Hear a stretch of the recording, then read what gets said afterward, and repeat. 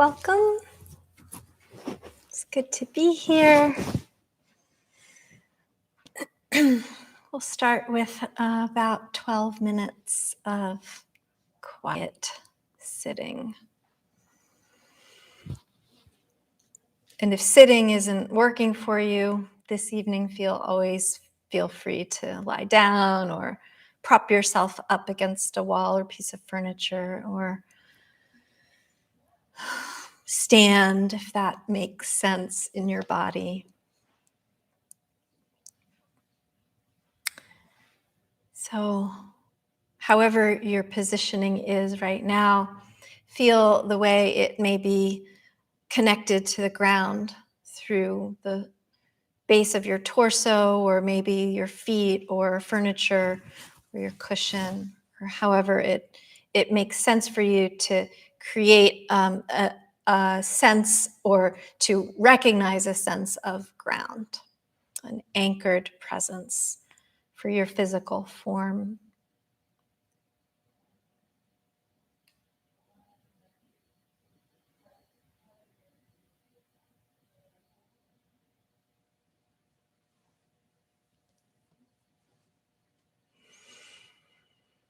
And then from there, tune into your breath.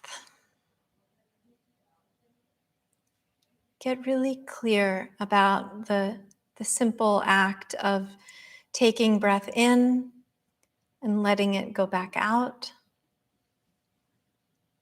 And the additionally simple fact that there's not really a thing you need to do about it. It's a simple recognition, a genuine perspective of ease, and maybe some gratitude that this life-giving process happens whether we pay attention to it or not.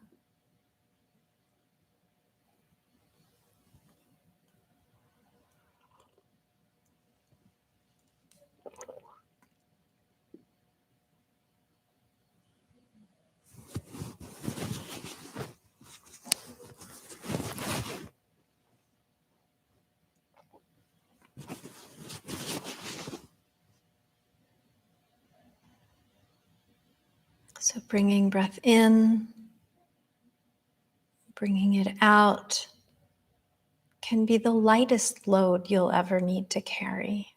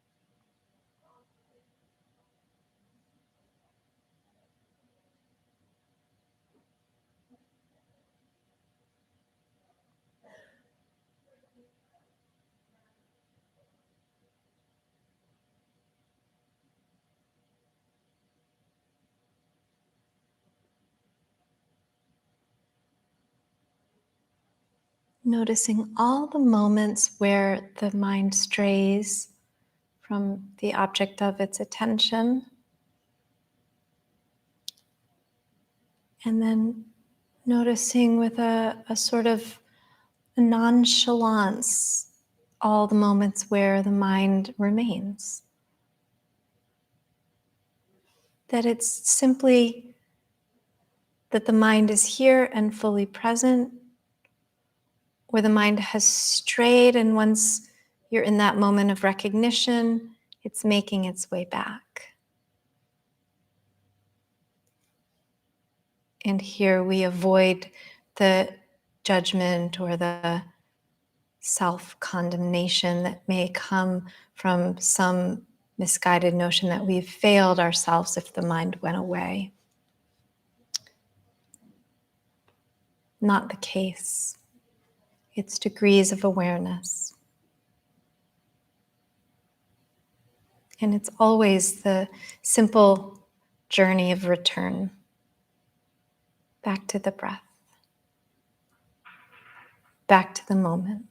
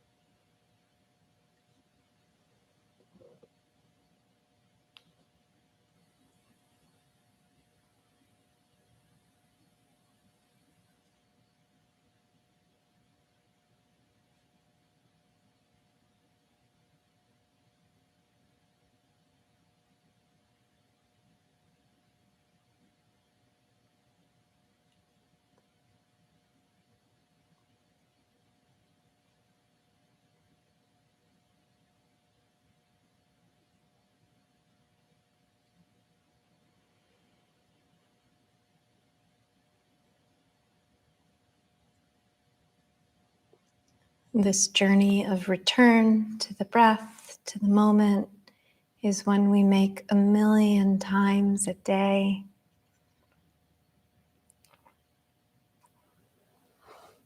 Be there for it. Experience the next journey of return right now. Take the breath in, notice it, and then let it go.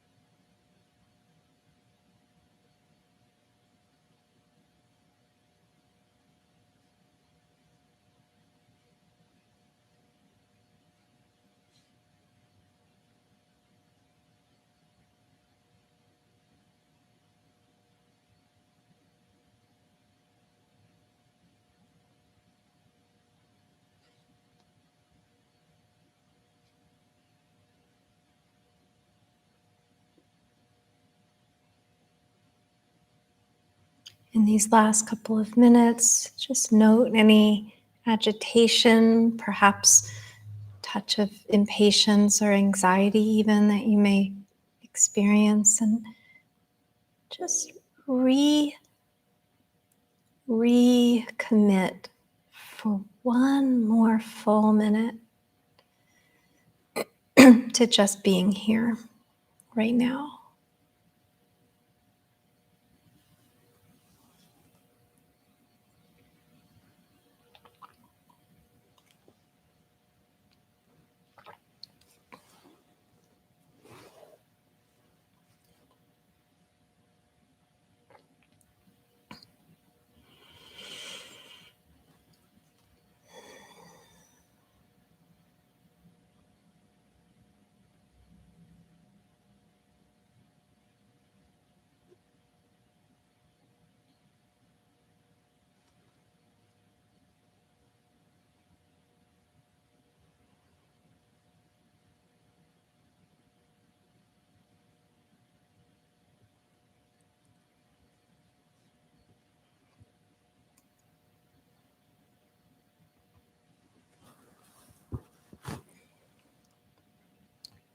And then invite the next breath in, nice and full,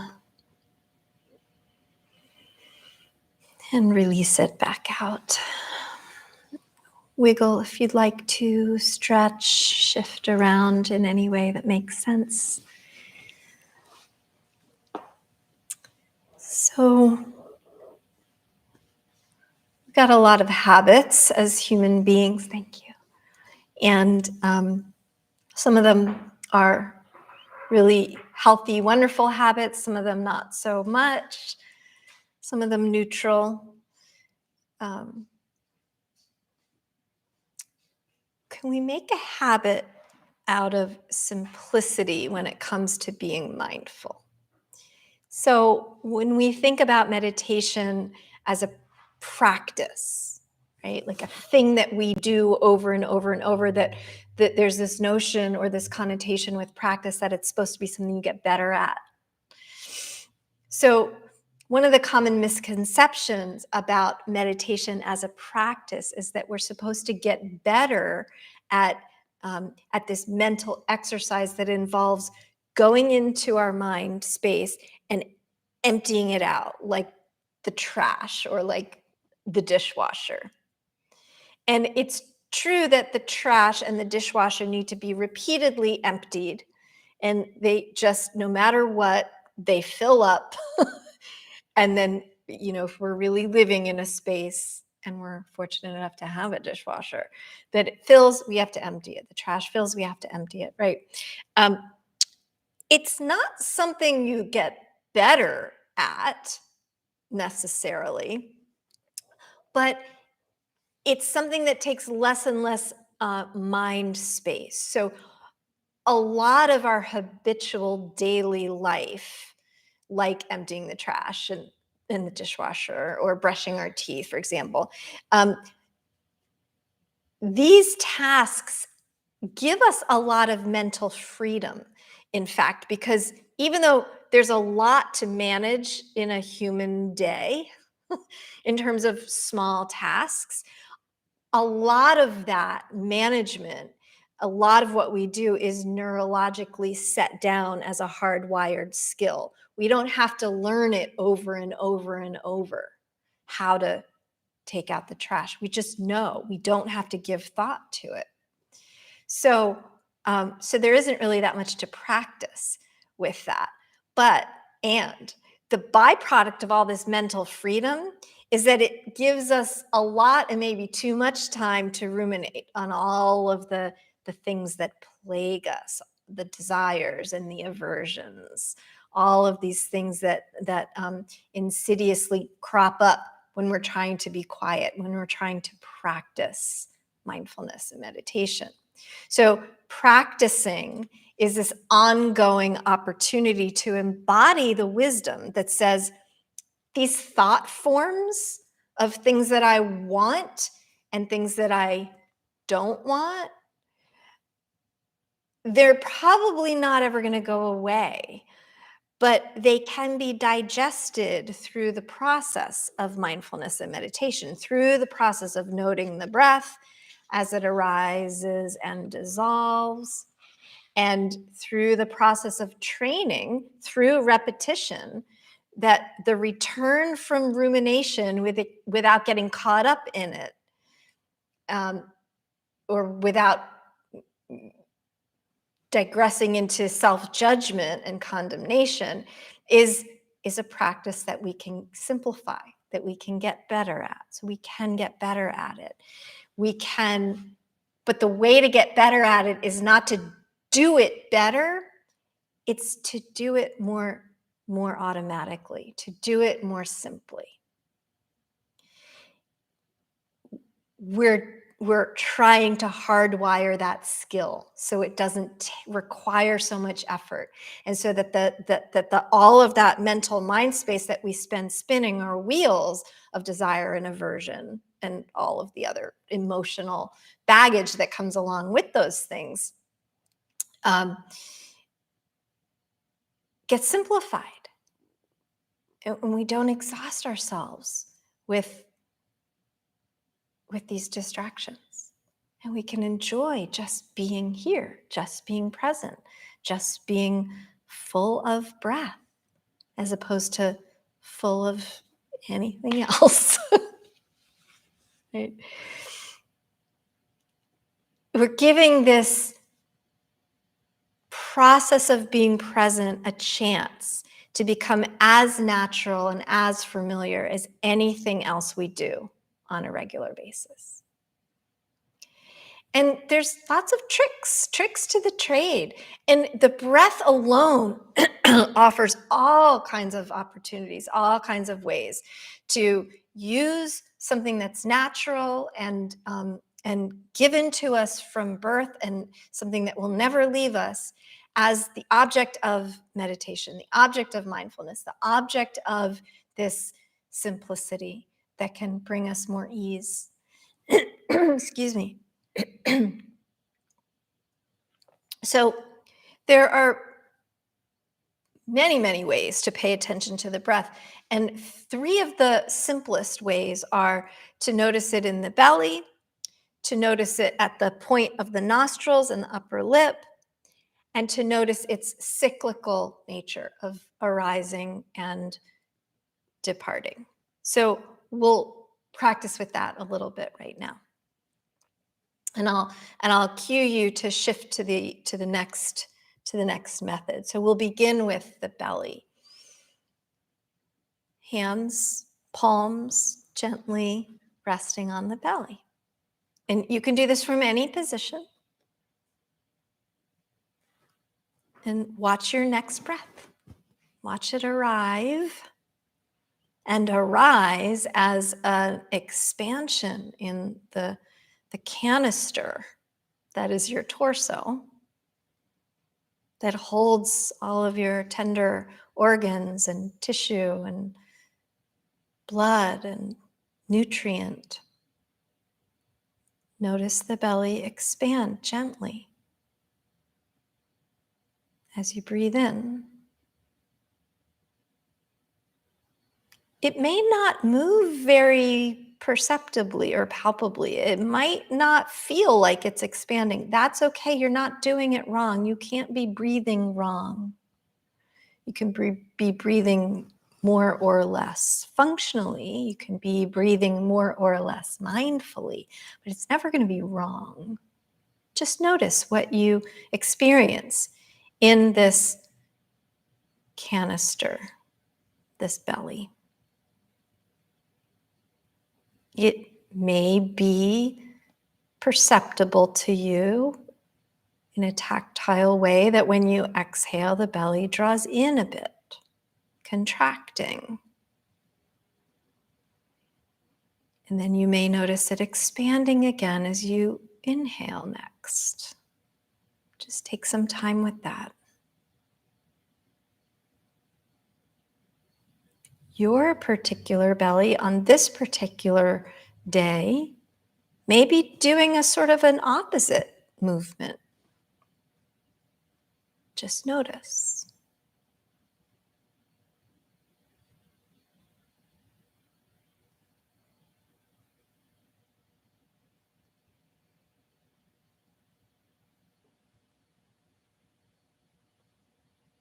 And when a thought form arises that wants to tell you something that has nothing to do with your breath or your belly, you can note that and answer it with one simple word: belly.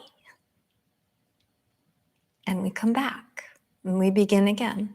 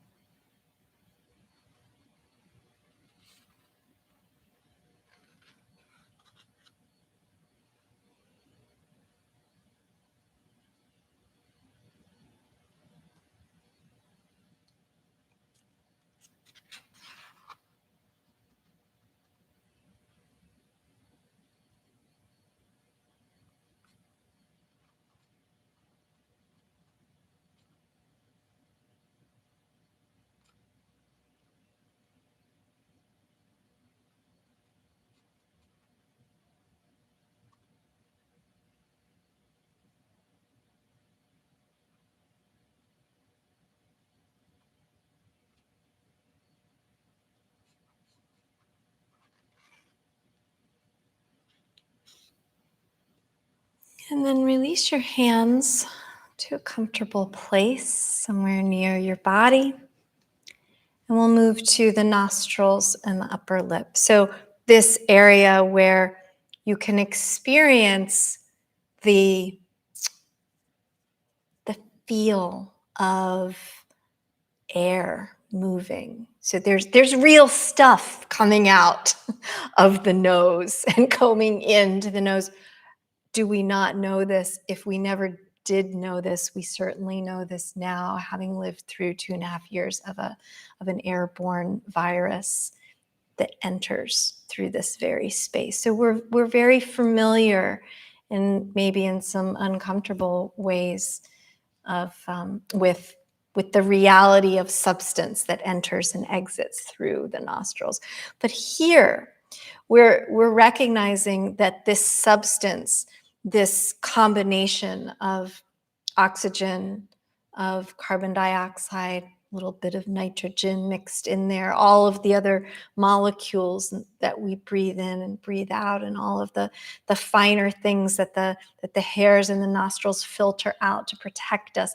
All of that is real. And so what we're going to do now is just notice and see what we can perceive and perhaps experience in a palpable way, the feeling. And that the deeper the breath, the easier it is to feel. There's a more prominent sensory experience.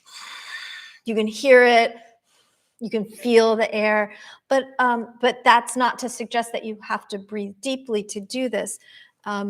Subtle is often sublime, and the quieter we get, the more we can experience the subtlety of the breath too. So next inhale, awareness on the upper lip and the tips of the nostrils.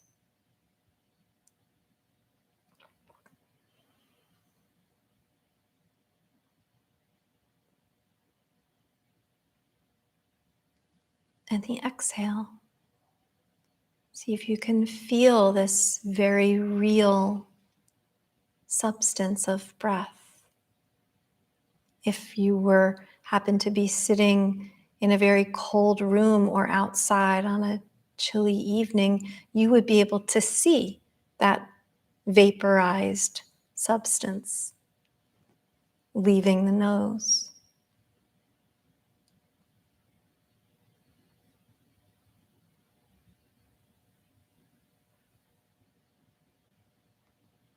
Maybe there's a slight tickle somewhere there that reminds you, yes, breath, vapor, substance is real, it's palpable, and it's worthy of our attention.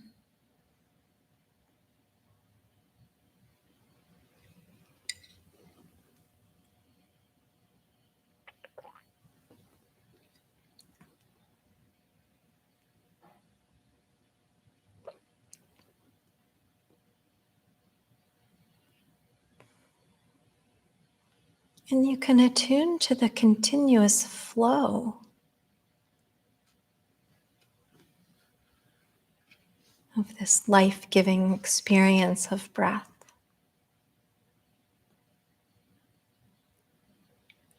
happening in real time right here at the tip of your own nose.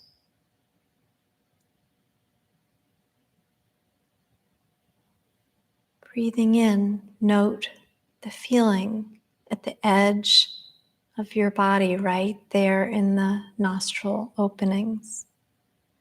And breathing out and returning again and again.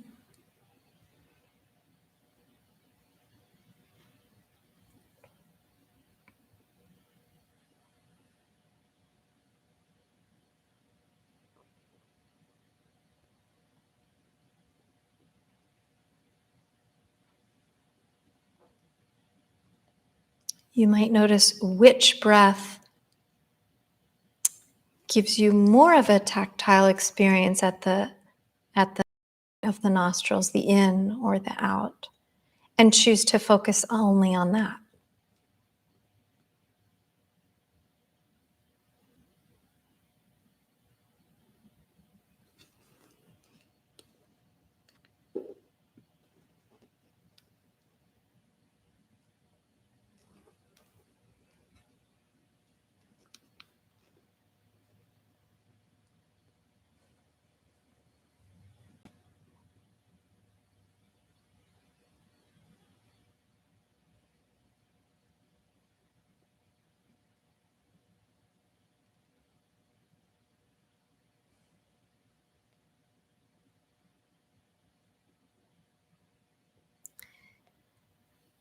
And finally, to use the simple cycle as your point of focus, and to feel that the essence of you is sitting right in the midst of these waves, these life-giving waves of in-breath and out-breath. And you're just perched right at the center. So you can picture, you can visualize the cycle of in-breath and out-breath as waves on the shore. You might visualize it as the rotation of the earth on its axis. You might visualize it as a fast forward, quick motion video of the seasons turning. And you might imagine that the inhale is spring and summer, and the exhale, fall and winter.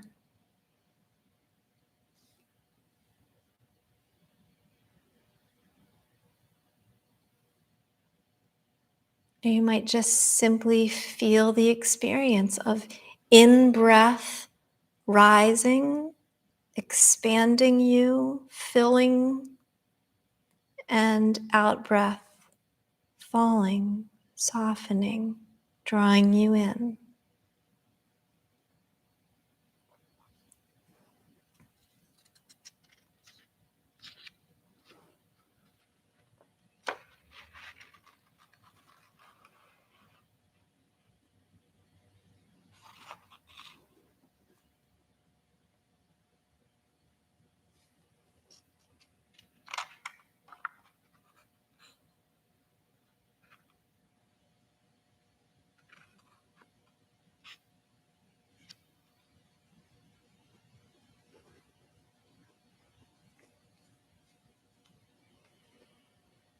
And then let that go.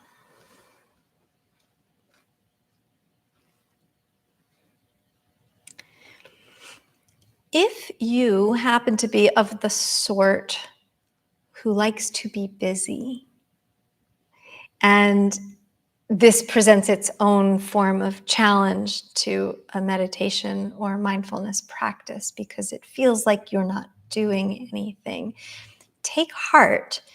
Um, None other than the Buddha himself offered that there's a lot to do. There's a lot that can keep you busy when simply creating an intention to be mindful of breath. And I'll summarize it, I'll paraphrase some of what he said here. So he said, mindfulness of in and out breathing, when developed and pursued, is of great benefit. The fruitfulness of mindfulness and in and out breathing, when developed and pursued, bears the fruits of the Four Noble Truths: that life involves suffering, that there are causes of suffering, that there is a way to stop the suffering, and the Eightfold Path offers the way. He said that these Four Noble Truths, when developed and pursued, along with mindfulness of in and out breathing, can bring the 7 factors of awakening to their full fruition. All of these states of mind that can help us rise to an enlightened flash of awareness and beingness. And he says that there are many ways to notice the breath and many gifts that the breath offers. He says you can, there's a list of 16.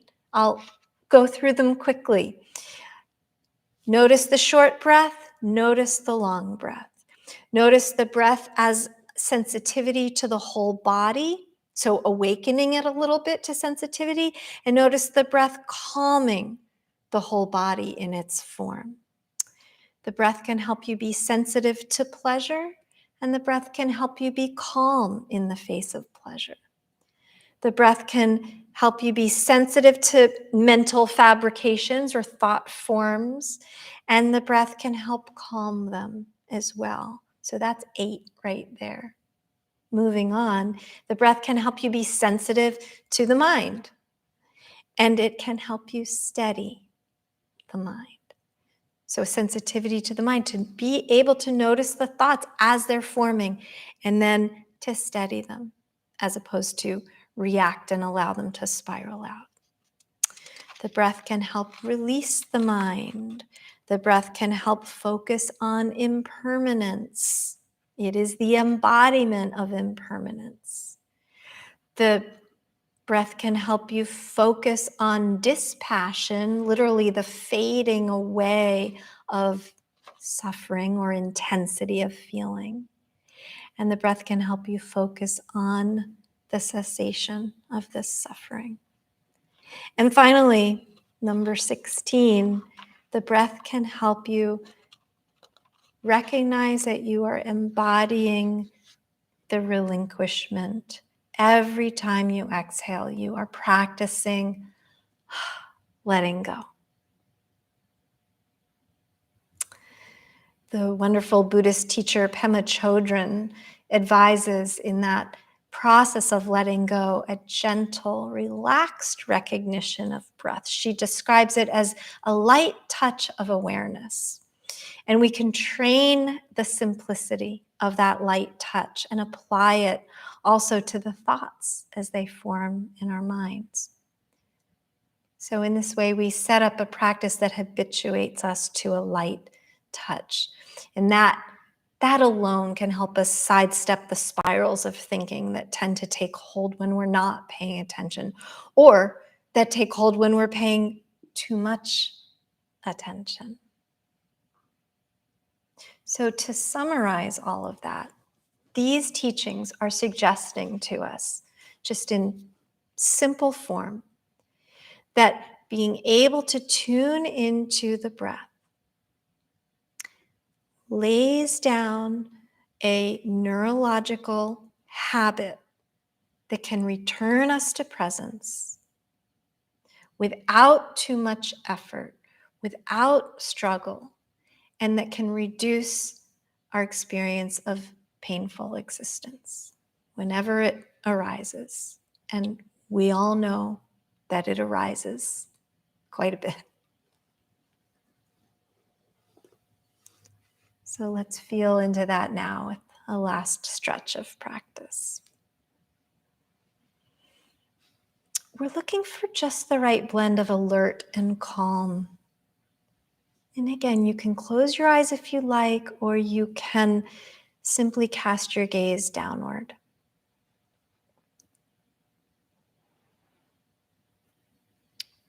Welcome the next breath in.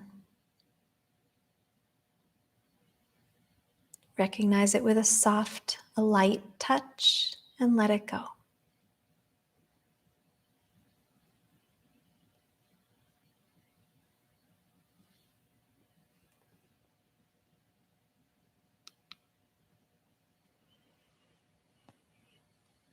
And as soon as the next ruminative thought makes itself known, make a note. That's a thought, thought form, thinking. Make that note with a light touch, then return to the breath.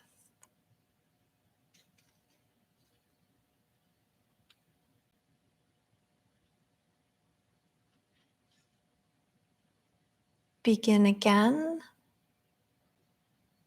and again, and as many times as you need.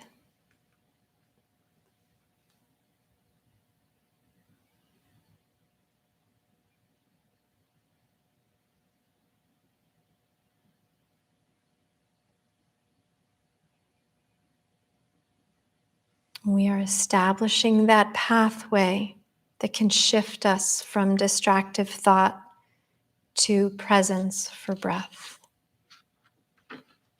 Like the way the newer cars have a warning system that lets you know when you've strayed out of the lines of your lane.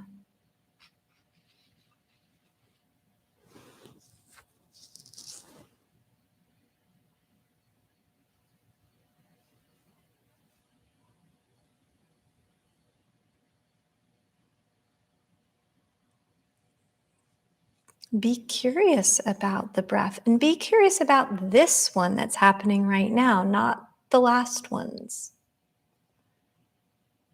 Be curious about some of the ways that the Buddha suggested to notice. Was it short? Is it long? Is it increasing my sensitivity or increasing my calm state? We need a little of both. Is it satisfying the mind? Is it steadying the mind?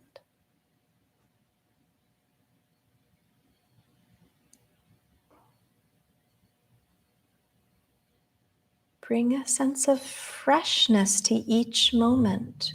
We don't have to cling or manipulate anything.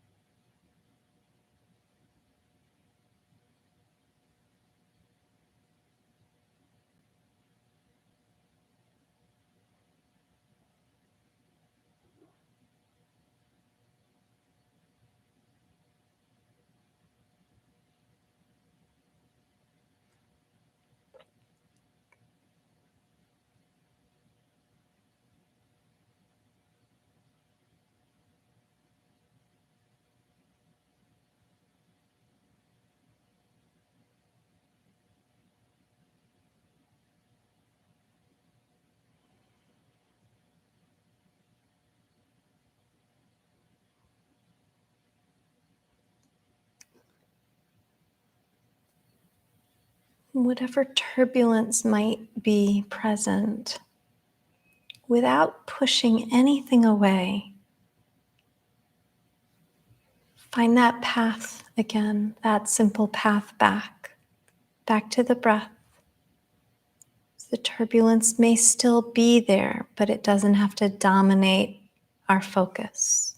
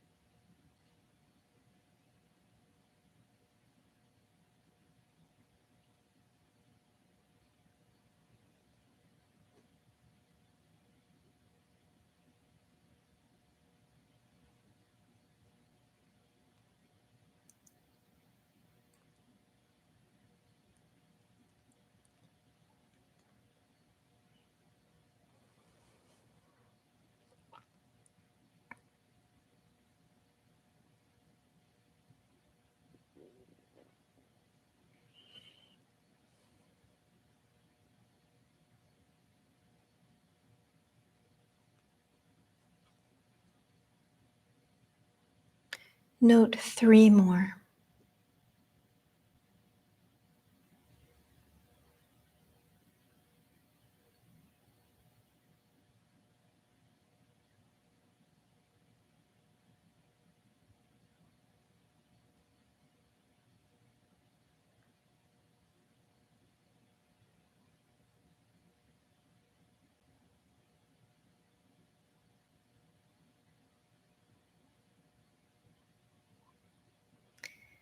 And then just simply let the chin drop a bit toward the chest and the heart rise up a bit toward the chin, and refocus your gaze to your immediate surroundings and offer your palms up and together. May this practice be of benefit to all beings on the path toward the healing of suffering and the knowledge of happiness and ease and peace. Thank you.